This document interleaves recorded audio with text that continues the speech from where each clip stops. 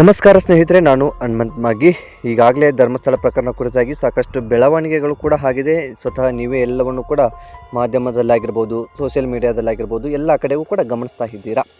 So ಇವತ್ತಿನ ಒಂದು ಬೆಳವಣಿಗೆ ಕುರಿತಾಗಿ, ಇವತ್ತಿನ ಒಂದು ಅಲ್ಲಿ ಈ ತನಿಖೆಯ ವಿಚಾರವಾಗಿ ಏನೆಲ್ಲ ನಡೆಯುತ್ತೆ, ಏನೆಲ್ಲ ಬೆಳವಣಿಗೆಗಳು ಆಗಬಹುದು, ಎಲ್ಲವನ್ನು ಕೂಡ ಈ ಒಂದು ವಿಡಿಯೋದಲ್ಲಿ ಒಂದಿಷ್ಟು ಚರ್ಚಿಸೋಣ. ಸ್ನೇಹಿತರೆ, ವಿಡಿಯೋನ ತುಂಬ ನಾನು ಡ್ರ್ಯಾಗ್ ಮಾಡ್ಕೊಂಡು ಹೋಗೋದಿಲ್ಲ, ಬದಲಿಗೆ ಇರುವಂಥ ಇನ್ಫಾರ್ಮೇಷನ್ನು ಜೊತೆಗೆ ಸಿಕ್ಕಿರುವಂತಹ ಮಾಹಿತಿಯ ಪ್ರಕಾರ ಇವತ್ತು ಏನೆಲ್ಲ ಕೆಲಸಗಳು ಆಗಬಹುದು, ಇಲ್ಲಿವರೆಗೂ ಆಗಿರ್ತಕ್ಕಂಥದ್ದು ನಿಮಗೆಲ್ಲ ಗೊತ್ತಿದೆ. ಇನ್ನು ಇವತ್ತು ಆಗಬೇಕಾಗಿರ್ತಕ್ಕಂಥ ಕೆಲಸ ಏನು ಎಂಬುದರ ಬಗ್ಗೆ ಒಂದಿಷ್ಟು ಮಾಹಿತಿಯನ್ನು ನಿಮಗೆ ನೀಡ್ತಾ ಹೋಗ್ತೀನಿ. ನೀವೇನಾದರೂ ಮೊದಲ ಸಲ ನಮ್ಮ ಚಾನಲ್ ನೋಡ್ತಿದ್ರೆ ಈ ಕೂಡಲೇ ಸಬ್ಸ್ಕ್ರೈಬ್ ಮಾಡಿ, ಗಂಟೆ ಬಟನ್ ಕೂಡ ಕ್ಲಿಕ್ ಮಾಡಿಕೊಳ್ಳಿ. ಇನ್ನು ಈ ಒಂದು ವಿಡಿಯೋಗೆ ಲೈಕ್ ಮಾಡಿಲ್ಲ ಅಂದರೆ ಈ ಕೂಡಲೇ ಒಂದು ಲೈಕ್ ಕೂಡ ಮಾಡಿ. ಸ್ನೇಹಿತರೆ, ಇನ್ನು ನೇರವಾಗಿ ವಿಷಯಕ್ಕೆ ಬರೋಣ. ನೇರವಾಗಿ ವಿಷಯಕ್ಕೆ ಬರೋದಾದರೆ, ಇವತ್ತು 11, 12, 13 ಏನು ಪಾಯಿಂಟ್ಗಳಿದ್ದಾವೆ, ಈ ಪಾಯಿಂಟ್ಗಳನ್ನು ಅಗಿಯುವಂತಹ ಎಲ್ಲ ಪ್ಲ್ಯಾನಿಂಗ್ ಕೂಡ ಆಗ್ತಾ ಇದೆ. ಅಂದರೆ ಈಗಾಗಲೇ ನಿಮಗೆ ಗೊತ್ತಿರುವ ಹಾಗೆ ನಿನ್ನೆ ರವಿವಾರ ಕಾರಣದಿಂದಾಗಿ ಏನು ಮಾಡಲಾಗಿತ್ತು ಅಂದರೆ, ಒಂದು ದಿವಸ ರಜೆ ಇತ್ತು. ಈಗಾಗಲೇ ಅನಾಮಧೇಯ ವ್ಯಕ್ತಿ ಕೊಟ್ಟಿರ್ತಕ್ಕಂಥ ಕಂಪ್ಲೇಂಟ್ ಆಧಾರಿತವಾಗಿ ಕೆಲವೊಂದಿಷ್ಟು 9 ಮತ್ತು 10 ಏನು ಪಾಯಿಂಟ್ಗಳಿದ್ದಾವೆ, ಅಲ್ಲಿ ಸಾಕಷ್ಟು ಬೇಡಿಕೆಯನ್ನು ಇಟ್ಟಿರ್ತಕ್ಕಂತಹ ಪಾಯಿಂಟ್ಗಳಾಗಿದ್ದು, ಜೊತೆಗೆ ಅನಾಮಿಕ ಹೇಳ್ತಿರ್ತಕ್ಕಂಥದ್ದು ಅಲ್ಲಿ ಖಂಡಿತವಾಗಿಯೂ ನನಗೆ ಕಾನ್ಫಿಡೆನ್ಸ್ ಇದೆ, ಅಲ್ಲಿ ನಾನು ಹೆಣಗಳನ್ನು ಊತ ಹಾಕಿದ್ದೀನಿ, ಖಂಡಿತವಾಗಿಯೂ ಅಲ್ಲಿ ಸಿಕ್ಕೇ ಸಿಗುತ್ತೆ ಅಂತ ಹೇಳ್ತಾ ಇದ್ದ. ಬದಲಿಗೆ ಎಲ್ಲವೂ ಕೂಡ ಉಲ್ಟಾ ಪಲ್ಟಾ ಆಗಿ ಹೋಯಿತು. ಸೊ ಯಾವುದೇ ಕಾರಣಕ್ಕೂ 9 ಮತ್ತು 10 ಪಾಯಿಂಟ್ ಏನಿದೆ, ಆ ಒಂದು ಪಾಯಿಂಟಲ್ಲಿ ಯಾವುದೇ ರೀತಿಯಾದಂಥ ಅಸ್ಥಿಪಂಜರ ಆಗಲಿ, ಮೂಳೆಗಳಾಗಲಿ, ಅಥವಾ ಶವ ಅಂತ ಗುರುತಿಸೋದಕ್ಕೆ, ಅಥವಾ ಯಾರೋ ಒಬ್ಬ ಮನುಷ್ಯನ ಒಂದು ಶವ ಅಲ್ಲಿ ಇದೆ ಅಂತ ಗುರುತಿಸೋದು, ಯಾವುದೇ ಕೂಡ ಕುರುಹುಗಳು ಅಲ್ಲಿ ಸಿಗಲಿಲ್ಲ. ಬದಲಿಗೆ ಆ ಗುಂಡಿಗಳು ಕೂಡ ಫೇಲ್ ಆದವು. ಸೊ ಇದೆಲ್ಲವೂ ಕೂಡ ಆದ ಬಳಿಕ ಎಲ್ಲರಲ್ಲಿ ಒಂದು ಮನಸ್ಥಿತಿ ಮತ್ತು ಎಲ್ಲರಲ್ಲೂ ಒಂದು ಪ್ರಶ್ನೆ ಕಾಡೋದಕ್ಕೆ ಆರಂಭವಾಯಿತು. ಸಹಜವಾಗಿ 2005ಕ್ಕಿಂತ ಪೂರ್ವದಲ್ಲಿ ಅಲ್ಲಿನ ಗ್ರಾಮ ಪಂಚಾಯಿತಿಯ ಅಧ್ಯಕ್ಷರುಗಳಾಗಿರ್ಬೋದು, ಅಥವಾ ಅಲ್ಲಿನ ಸಂಬಂಧಪಟ್ಟ ಅಧಿಕಾರಿಗಳಾಗಿರ್ಬೋದು, ಎಲ್ಲರೂ ಕೂಡ ಸ್ಮಶಾನ ಇರಲಿಲ್ಲ. ಎಲ್ಲೆಂದರಲ್ಲಿ ನಾವು ಊತಾಗ್ತಿದ್ವಿ. ಇಲ್ಲಿ ಸಾಮಾನ್ಯವಾಗಿ ಜನಗಳು ಬರ್ತಾ ಇದ್ದರು, ಇಲ್ಲಿ ಸಾವನ್ನಪ್ಪಿದ್ರೆ ನಮಗೆ ಸ್ವರ್ಗ ಸಿಗುತ್ತೆ ಅನ್ನೋ ಒಂದು ಮನಸ್ಥಿತಿಯಲ್ಲಿದ್ದರು. ಸಹಜವಾಗಿ ಸಾವನ್ನಪ್ಪಿರ್ತಕ್ಕಂಥದ್ದು ಅವುಗಳನ್ನು ನಾವು ಕೆಲವೊಂದು ಕೊಳೆತು ಹೋಗಿರುವಂಥ ಸ್ಥಿತಿಯಲ್ಲಿ ಇರ್ತಿದ್ವು. ಹಾಗಾಗಿ ಅವುಗಳನ್ನು ಯಾವುದೇ ರೀತಿಯಾಗಿ ತನಿಖೆಗೆ ಅಥವಾ ಇನ್ನೇನು ಮಾಡೋದಕ್ಕೆ ಆಗ್ತಿರಲಿಲ್ಲ, ಅನಿವಾರ್ಯವಾಗಿ ಹೂಳುವಂಥ ಪರಿಸ್ಥಿತಿ ಇತ್ತು. ಆ ಒಂದು ಸಂದರ್ಭದಲ್ಲಿ ನಮಗೆ ಸ್ಮಶಾನ ಇಲ್ಲದೇ ಇರುವ ಕಾರಣದಿಂದಾಗಿ ಸಿಕ್ಕ ಪ್ರದೇಶದಲ್ಲಿ ನಾವು ಹೂತಿದ್ದೀವಿ ಅನ್ನೋ ಒಂದು ಮಾಹಿತಿಯನ್ನು ಕೊಟ್ಟಿರ್ತಕ್ಕಂಥದ್ದು. ಈಗ ಪೊಲೀಸ್ ಅಧಿಕಾರಿಗಳಿಗೆ ಪ್ರಶ್ನಿಸಿದರೆ, ಈಗಾಗಲೇ ದಾಖಲೆಗಳನ್ನೆಲ್ಲವನ್ನು ಕೂಡ ನಾವು ಸುಟ್ಟಾಕಿದ್ದೀವಿ, ತುಂಬ ವರ್ಷಗಳಾಗೋಯ್ತಲ್ಲ, ಹಾಗಾಗಿ ದಾಖಲೆಗಳಿಗೆ ಈಗ ಯಾರು ಕೂಡ ಬರೋದಿಲ್ಲ, ಯಾರು ಕೂಡ ಕೇಳೋದಿಲ್ಲ ಎಂಬ ಒಂದು ಕಾರಣದಿಂದಾಗಿ ಅವುಗಳನ್ನು ಸುಟ್ಟಾಕಿದ್ದೀವಿ ಅಂತ ಕೂಡ ಒಂದು ರೈಟಿಂಗಲ್ಲಿ ಕೊಟ್ಟಿರ್ತಕ್ಕಂಥದ್ದು. ಸೊ ಇದನ್ನೆಲ್ಲ ಬೆಳವಣಿಗೆಯನ್ನು ನೋಡ್ತಾ ಇದ್ದರೆ ಏನು ಅನ್ನಿಸ್ತಾ ಇದೆ ಮೇಲ್ನೋಟಕ್ಕೆ ಅಂದರೆ, ಈ ವ್ಯಕ್ತಿ ಅನಾಮಧೇಯ ವ್ಯಕ್ತಿ ಬಂದು ಇವತ್ತು ದೂರನ್ನು ಕೊಟ್ಟು ಎಲ್ಲ ಒಂದು SIT ತಂಡ ರಚನೆ ಆಗಿ, ಜೊತೆಗೆ ಕಾರ್ಯಾಚರಣೆ ಎಲ್ಲವೂ ಕೂಡ ಪ್ರಾರಂಭವಾಗಿ, ಕೊನೆಗೂ ಒಂದು ಅಸ್ಥಿಪಂಜರ ಅಥವಾ ಮೂಳೆಗಳು ಸಿಕ್ಕಿರ್ತಕ್ಕಂಥದ್ದು. ಇದೆಲ್ಲವೂ ರಿಸಲ್ಟ್ ಬಂದರೂ ಕೂಡ ಇಲ್ಲಿ ಅಪರಾಧಿಗಳು ಯಾರು ಎಂಬುದನ್ನು ಕಂಡುಹಿಡಿಯೋದಕ್ಕೆ ಸಾಧ್ಯವಾಗೋದಿಲ್ಲ. ಯಾಕೆ ಅಂತಂತಂದರೆ ಇವೆಲ್ಲವೂ ಕೂಡ ವೇಸ್ಟ್ ಆಗಿ ಹೋಗ್ಬಿಡುತ್ತೆ. ಒಂದಿಷ್ಟು ಜನರ ಆರೋಪ ಏನು ಮಾಡ್ತಾ ಇದ್ದಾರೆ, ಕೆಲವೊಂದಿಷ್ಟು ಜನರ ಆರೋಪಗಳು ಹೆಸರು ಏನು ಕೇಳ್ತಾ ಇದೆ, ಅವರಿಗೆ ಇದು ಸಂಬಂಧಪಟ್ಟಿಲ್ಲ ಅನ್ನೋ ರೀತಿಯಾಗಿ ಆಗುತ್ತೆ. ತಪ್ಪಿತಸ್ಥರು ಯಾರು ಅಂತ ಗೊತ್ತಾಗಬೇಕು ಅಂದರೆ, ಮೊದಲು ಗ್ರಾಮ ಪಂಚಾಯಿತಿಯಲ್ಲಿ ಇದ್ರ ಬಗ್ಗೆ ದಾಖಲಾಗಿದೆಯಾ, ಅಧಿಕಾರಿಗಳು ಇಲ್ಲಿ ಬರ್ತಾ ಇದ್ರಾ, ಅಧಿಕಾರಿಗಳು ಇದನ್ನು ದಾಖಲು ಮಾಡ್ಕೊಂಡಿದ್ದಾರೆ, ಇದಕ್ಕೆ ಸಂಬಂಧಪಟ್ಟ ಹಾಗೆ ಕಾನೂನು ಕ್ರಮ ಆಗಿದೆ, ಎಲ್ಲವೂ ಕೂಡ ಮೊದಲು ಚರ್ಚೆ ಮಾಡಬೇಕಾಗುತ್ತೆ, ಎಲ್ಲವೂ ಕೂಡ ಮಾಹಿತಿಯನ್ನು ಹುಡುಕಬೇಕಾಗುತ್ತೆ.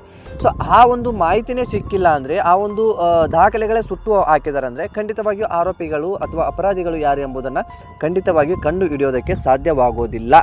ಸೊ ಇವತ್ತಿನ ಒಂದು ಬೆಳವಣಿಗೆಯ ಪ್ರಕಾರ 11, 12, 13 ಪಾಯಿಂಟ್ಗಳೇನೇನು ಬಾಕಿ ಇರುವಂಥ ಪಾಯಿಂಟ್ಗಳಲ್ಲಿ ಇವತ್ತು 11ನೇ ಪಾಯಿಂಟ್ಗೆ ಹೋಗಿದ್ದಾರೆ. ಇನ್ನು 11, 12 ಎರಡೂ ಕೂಡ ಒಂದು ರಸ್ತೆ ಪಕ್ಕದಲ್ಲಿರುವ ಕಾರಣದಿಂದಾಗಿ ಅಲ್ಲಿ ಗುಂಡಿಯನ್ನು ಅಗೆಯೋದಕ್ಕೆ ಪ್ರಾರಂಭ ಮಾಡಿದರೆ ವಾಹನಗಳಿಗೆ ಸಂಚಾರಕ್ಕೆ ತೊಂದರೆ ಆಗಬಾರ್ದು ಅನ್ನೋ ಒಂದು ಕಾರಣದಿಂದಾಗಿ ಪ್ರಾರಂಭದಲ್ಲಿ ಈಗಾಗಲೇ ಆ ಒಂದು ವಾಹನಗಳ ಸಂಚಾರ ಮಾಡೋದಕ್ಕೆ ಯಾವುದೇ ರೀತಿ ತೊಂದರೆ ಆಗದೇ ಇರೋ ರೀತಿಯಲ್ಲಿ ಅಲ್ಟರ್ನೇಟ್ ವ್ಯವಸ್ಥೆಯನ್ನು ಮಾಡ್ತಾ ಇರುವಂಥದ್ದು, ಅಂದರೆ ಬೇರೆ ರಸ್ತೆಯನ್ನು ಮಾಡ್ತಾ ಇರುವಂಥದ್ದು. ಅದೆಲ್ಲವೂ ಕೂಡ ಆದ ಬಳಿಕ ಈಗಾಗಲೇ ಅಲ್ಲಿಗೆ SIT ತಂಡ ಕೂಡ ಬಂದಿದೆ, ಅನಾಮಧೇಯ ವ್ಯಕ್ತಿ ಕೂಡ ಬಂದಿದ್ದಾನೆ.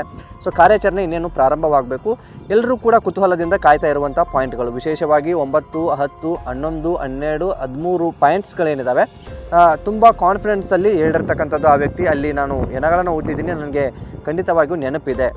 ಸೊ ಈ ರೀತಿಯಾಗಿ ಹೇಳಿಕೊಂಡಿರ್ತಕ್ಕಂಥದ್ದು. ಈಗಾಗಲೇ ಒಂದಿಷ್ಟು SIT ತಂಡದಕ್ಕಾಗಲಿ, ಜೊತೆಗೆ ಸರ್ಕಾರದ ವಿರುದ್ಧ ಒಂದಿಷ್ಟು ವಿಶೇಷವಾಗಿ ಜನರು ಆಕ್ರೋಶಗೊಳ್ತಾ ಇದ್ದಾರೆ. ಯಾಕಪ್ಪ ಅಂತಂದರೆ, 2025ನೇ ಇಸ್ವಿಯಲ್ಲಿದ್ವಿ, ಅಂದರೆ ಈ ಕಾಲಘಟ್ಟದಲ್ಲಿ ಸಾಕಷ್ಟು ತಂತ್ರಜ್ಞಾನದ ಬಳಕೆ ಇದೆ, ಭೂಮಿ ಒಳಗಡೆ ಏನೆಲ್ಲ ಇದೆ ಎಂಬುದನ್ನು ಕಂಡುಹಿಡಿಯೋದಕ್ಕೆ ಬೇಕಾದಷ್ಟು ಮಾರ್ಗಗಳಿದ್ದಾವೆ. ವಿಜ್ಞಾನ ಬೆಳೆದಿದೆ, ತಂತ್ರಜ್ಞಾನ ಬೆಳೆದಿದೆ, ಆದರೂ ಕೂಡ ಅವುಗಳನ್ನು ಬಳಕೆ ಮಾಡಿಕೊಳ್ಳದೆ ಇವತ್ತಿಗೂ ಅನಾಮಧೇಯ ವ್ಯಕ್ತಿ ಹೇಳಿರುವ ಪ್ರಕಾರ ಆ ಗುಂಡಿಗಳನ್ನು ತೆಗಿತಾ ಇದ್ದೀರಾ.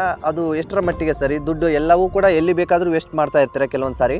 ಆದರೆ ಇಂತಹ ಒಂದು ಸಂದರ್ಭದಲ್ಲಿ ಸೂಕ್ಷ್ಮವಾದಂತಹ ಘಟನೆ ಇದು. ಇದಕ್ಕೆ ಯಾಕೆ ಯೂಸ್ ಮಾಡ್ತಾ ಇಲ್ಲ ಎಂಬುದು ಕೆಲವೊಂದಿಷ್ಟು ಜನರ ವಾದವೂ ಕೂಡ ಆಗ್ತಾ ಇದೆ.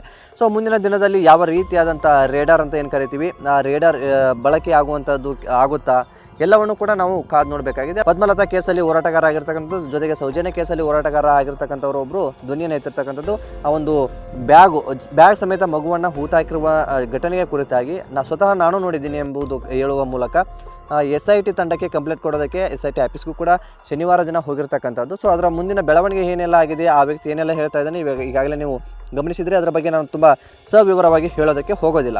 ಒಟ್ಟಾರೆಯಾಗಿ ಇನ್ನು ಈ ಒಂದು SIT ತಂಡದಲ್ಲಿ ಒಬ್ಬ ಅಧಿಕಾರಿಯು ಕೂಡ ಆ ಒಂದು ಅನಾಮಧೇಯ ವ್ಯಕ್ತಿಗೆ ಬೆದರಿಕೆಯನ್ನು ಹಾಕಿರ್ತಕ್ಕಂಥದ್ದು, ಈ ರೀತಿಯಾದಂಥದ್ದೆಲ್ಲವೂ ಕೂಡ ಅಲ್ಲಿ ನಡೀತಾ ಇದೆ ಅಂತಂದರೆ, ಒಂದು ಕಡೆ ಏನಾಗ್ತಾ ಇದೆ ಅಂತಂದರೆ ನನಗೆ ವೈಯಕ್ತಿಕವಾಗಿ ಏನು ಅನಿಸುತ್ತೆ ಅಂತಂದರೆ, ನಾವು ಏನೆಲ್ಲ ಪ್ರಯತ್ನ ಪಟ್ಟರು, ನ್ಯಾಯ ಸಿಗಬೇಕು ಅಂತ ಏನೆಲ್ಲ ಕೂಡ ಹೋರಾಟ ಮಾಡಿದರೂ ಕೂಡ ಇಲ್ಲಿ ಆಗೋದು ಏನು ಗೊತ್ತಾ, ಕೊನೆಗೆ ಈ ನ್ಯಾಯ ಸಿಗುತ್ತೋ ಇಲ್ವೋ ಎಂಬುದೇ ದೊಡ್ಡ ಪ್ರಶ್ನೆಯಾಗಿ ಎಲ್ಲರಲ್ಲಿ ಕಾಡುವಂಥದ್ದು. ಯಾಕೆಂದರೆ ಎಲ್ಲೋ ಒಂದು ಕಡೆ ದಿಕ್ಕು ತಪ್ಪಿಸುವಂತಹ ಯತ್ನಗಳೇ ಆಗ್ತಾ ಇದ್ದಾವೆ ಮೇಲ್ನೋಟಕ್ಕೆ ಅಂತ ಕಾಣಿಸ್ತಾ ಇದೆ. ಈಗ ಆ ಅಧಿಕಾರಿ ಆ ಒಂದು ಭಯಪಡಿಸಿರ್ತಕ್ಕಂಥದ್ದಾಗಿರ್ಬೋದು. ನಿಮ್ಗೆ ಈಗಾಗಲೇ ಗೊತ್ತಿರೋ ಹಾಗೆ ಪೊಲೀಸ್ ಅಧಿಕಾರಿ ಅನಾಮಧೇಯ ವ್ಯಕ್ತಿಗೆ ಬೆದರಿಕೆಯನ್ನು ಹಾಕಿರ್ತಕ್ಕಂಥದ್ದು, ನಿನ್ನ ಜೈಲಲ್ಲಿ ಹಾಕ್ತೀವಿ, ನಿನ್ನ ಕೊಲೆ ಮಾಡಿಸ್ತೀವಿ, ಅಥವಾ ನಿನಗೆ ಶಿಕ್ಷೆ ಬೇರೆ ಬೇರೆ ರೀತಿಯ ಶಿಕ್ಷೆ ಕೊಡುತ್ತೆ, ನೀನು ಇಲ್ಲಿಂದ ಹೊರಟೋಗ್ಬಿಡು, ಕೇಸನ್ನು ತೆಗೆದುಕೊಂಡ್ಬಿಡು ಅನ್ನೋ ರೀತಿಯಲ್ಲಿ ಬೆದರಿಕೆಯನ್ನು ಹಾಕಿದ್ದ ಅಂತ ಹೇಳಲಾಗ್ತಾ ಇರುವಂಥದ್ದು.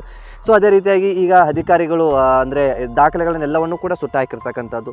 ಸೊ ಇದನ್ನೆಲ್ಲವನ್ನು ಕೂಡ ಗಮನಿಸ್ತಾ ಹೋದಾಗಲೇ ಒಂದು ನಗೆ ಪಾಟಲೇ ಆಗುತ್ತೆ. ಯಾಕೆಂತಂದರೆ ಸಮಾಜದ ಜನರು ಎಲ್ಲರೂ ಕೂಡ ಧರ್ಮಸ್ಥಳದ ಕಡೆಗೆ ನೋಡ್ತಾ ಇದ್ದಾರೆ. ಕೇಸ್ನ ತನಿಖೆ ಏನೆಲ್ಲ ಆಗುತ್ತೆ, ಪ್ರತಿ ಕ್ಷಣದ ಅಪ್ಡೇಟ್ಗಳಲ್ಲೂ ಕೂಡ ಜನರು ತಮ್ಮ ಮೂಗನ್ನು ತೋರಿಸ್ತಾ ಇದ್ದಾರೆ, ಅಂದರೆ ಗಮನಿಸ್ತಾ ಇದ್ದಾರೆ, ಆಲಿಸ್ತಾ ಇದ್ದಾರೆ. ಆದರೆ ಈ ಒಂದು ಬೆಳವಣಿಗೆಗಳನ್ನು ನೋಡಿದ್ರೆ ಖಂಡಿತವಾಗಿಯೂ ಧರ್ಮಸ್ಥಳ ಕೇಸ್ಗೆ ಯಾವುದೇ ರೀತಿಯಾದಂತಹ ನ್ಯಾಯ ಸಿಗುತ್ತಾ ಎಂಬ ಪ್ರಶ್ನೆ ಕಾಡುವಂಥದ್ದು. ಸೊ ಇದ್ರ ಬಗ್ಗೆ ನಿಮ್ಗೆ ಅನ್ಸುತ್ತೆ ಕಮೆಂಟ್ ಬಾಕ್ಸಲ್ಲಿ ಮೆನ್ಷನ್ ಮಾಡಿ. ಜೊತೆಗೆ 11ನೇ ಪಾಯಿಂಟ್ ಏನಿದೆ, ಆ ಒಂದು 11ನೇ ಪಾಯಿಂಟನ್ನು ಅಗಿಯುವಂತಹ ಕೆಲಸ ಇನ್ನೇನು ಕೆಲವೇ ಕ್ಷಣದಲ್ಲಿ ಪ್ರಾರಂಭವಾಗುತ್ತೆ. ಯಾಕಂತಂದರೆ ನಾನು ಆರಂಭದಲ್ಲಿ ಹೇಳಿದಾಗೆ ಅಲ್ಲಿ ವಾಹನ ಓಡಾಡೋಕ್ಕೆ ಯಾವುದೇ ರೀತಿಯಾದ ಸಮಸ್ಯೆಗಳಾಗಬಾರ್ದು. ಯಾಕಂದರೆ ಇವು 11, 12, 13 ಪಾಯಿಂಟ್ಸ್ಗಳೇನಿದ್ದಾವೆ ರಸ್ತೆ ಪಕ್ಕದಲ್ಲಿರುವ ಕಾರಣದಿಂದಾಗಿ, ಅಲ್ಲಿ SIT ತಂಡ ಬಂದಿರುವ ಕಾರಣದಿಂದಾಗಿ ಈ ಒಂದು ತನಿಖೆಗೆ ಆಗಲಿ ಅಥವಾ ಸಾರ್ವಜನಿಕರಿಗಾಗಲಿ ಯಾವುದೇ ರೀತಿ ತೊಂದರೆ ಆಗಬಾರ್ದು ಎಂಬ ಕಾರಣದಿಂದಾಗಿ ಈಗ ಅಲ್ಲಿ ಒಂದು ರಸ್ತೆ ಅಲ್ಟರ್ನೇಟ್ ವ್ಯವಸ್ಥೆಯನ್ನು ಮಾಡ್ತಾ ಇರುವಂಥದ್ದು. ಒಟ್ಟಾರೆಯಾಗಿ ಈ ಧರ್ಮಸ್ಥಳದಲ್ಲಿ ಈ ರೀತಿಯಾದಂಥ ಬೆಳವಣಿಗೆ ಆಗ್ತಾ ಇದೆ. ಸೊ ಈಗ FSLಗೆ ಹೋಗಿರ್ತಕ್ಕಂಥ ಅಸ್ಥಿ ಪಂಜರ ಅಥವಾ ಮೂಳೆ ಏನಿದೆ ಅದರ ರಿಸಲ್ಟ್ ಕೂಡ ಇನ್ನೇನು ಬರ್ಬೋದು. ಸೊ ಅದ್ರ ಬಗ್ಗೆ ಯಾವುದೇ ರೀತಿಯಾದಂಥ ಮಾಹಿತಿ ಇಲ್ಲ, ಬದಲಿಗೆ ಈ ರೀತಿಯಾದಂಥ ಒಂದು ಬೆಳವಣಿಗೆ ನಡೀತಾ ಇದೆ. ಈಗ ಎಲ್ರಿಗೂ ಕೂಡ ಇರುವಂತಹ ಕುತೂಹಲ FSL ರಿಸಲ್ಟ್ ಆಗಿರ್ಬೋದು, ಜೊತೆಗೆ ಈ ಒಂದು 11, 12, 13 ಪಾಯಿಂಟಲ್ಲಿ ಏನು ಸಿಗ್ಬಹುದು, ಅಸ್ಥಿ ಪಂಜರ ಸಿಗುತ್ತಾ ಎಂಬ ಒಂದು ಕುತೂಹಲ ಎಲ್ಲರಲ್ಲಿ ಇರುವಂತಹದ್ದು. ಒಟ್ಟಾರೆ ಈ ಒಂದು ಧರ್ಮಸ್ಥಳ ಕೇಸ್ ಏನಿದೆ, ಕೇಸಿಗೆ ಸಂಬಂಧಪಟ್ಟ ಹಾಗೆ ಸಾಕಷ್ಟು ಬೆಳವಣಿಗೆಗಳು ಆಗ್ತಾ ಇರುವಂತಹದ್ದು, ನೆಗೆಟಿವ್ ಆಗಿರ್ಬೋದು ಅಥವಾ ಪಾಸಿಟಿವ್ ಆಗಿರ್ಬೋದು, ಎಲ್ಲವನ್ನು ಕೂಡ ಹೊತ್ತುಕೊಂಡು ಇವತ್ತು ಆ ಒಂದು ಧರ್ಮಸ್ಥಳ ಕೇಸ್ ಮುನ್ನುಗ್ತಾ ಇದೆ. ಈ 11, 12, 13 ಪಾಯಿಂಟ್ ನಲ್ಲಿ ಏನೆಲ್ಲ ಸಿಗಬಹುದು ಎಂಬ ಒಂದು ಕುತೂಹಲದಲ್ಲಿ ಎಲ್ಲರೂ ಕೂಡ ಕಾಯ್ತಾ ಇರುವಂತಹದ್ದು. ಅದೇ ರೀತಿಯಾಗಿ ಎಲ್ಲರೂ ಕೂಡ ಕಾದು ನೋಡುವಂತಹ ಸನ್ನಿವೇಶ ಇರುವಂತಹದ್ದು. ಇವತ್ತು ಎಷ್ಟು ಪಾಯಿಂಟ್ ಗಳನ್ನ ಅಗಿಯೋದಕ್ಕಾಗುತ್ತೆ, 3 ಪಾಯಿಂಟ್ ಗಳನ್ನ ಅಗಿಯೋದಕ್ಕೆ ಸಾಧ್ಯವಾದಲ್ಲಿ 3 ಪಾಯಿಂಟ್ ಗಳನ್ನ ಅಗಿತಾರೆ, ಇಲ್ಲವಾದಲ್ಲಿ ಎಷ್ಟು ಸಾಧ್ಯವೋ ಇವತ್ತು ಆ ಒಂದು ಪ್ರೊಸೆಸ್ ಆಗುವಂತಹದ್ದು. ಸೊ ಮುಂದಿನ ಒಂದು ಅಪ್ಡೇಟ್ಗಳು ಏನೇ ಬಂದರೂ ಕೂಡ ನಾನು ನಿಮಗೆ ತಿಳಿಸ್ಕೊಡ್ತಾ ಹೋಗ್ತೀನಿ. ನೀವೇನಾದರೂ ಮೊದಲ ಸಲ ನಮ್ಮ ಚಾನಲ್ ನೋಡ್ತಿದ್ರೆ ಸಬ್ಸ್ಕ್ರೈಬ್ ಮಾಡಿ, ಗಂಟೆ ಬಟನ್ ಕೂಡ ಕ್ಲಿಕ್ ಮಾಡಿಕೊಳ್ಳಿ. ಈ ಒಂದು ವಿಡಿಯೋದ ಬಗ್ಗೆ ನಿಮ್ಮ ಅನಿಸಿಕೆ ಏನು, ಈ ಒಂದು ಬೆಳವಣಿಗೆ ಬಗ್ಗೆ ನಿಮ್ಗೇನು ಅನಿಸುತ್ತೆ ಕಮೆಂಟ್ ಬಾಕ್ಸಲ್ಲಿ ತಪ್ಪದೇ ಮೆನ್ಷನ್ ಮಾಡಿ. ಮತ್ತೆ ಮುಂದಿನ ವಿಡಿಯೋದಲ್ಲಿ ಸಿಗೋಣ ಸ್ನೇಹಿತರೆ. ನಮಸ್ಕಾರ.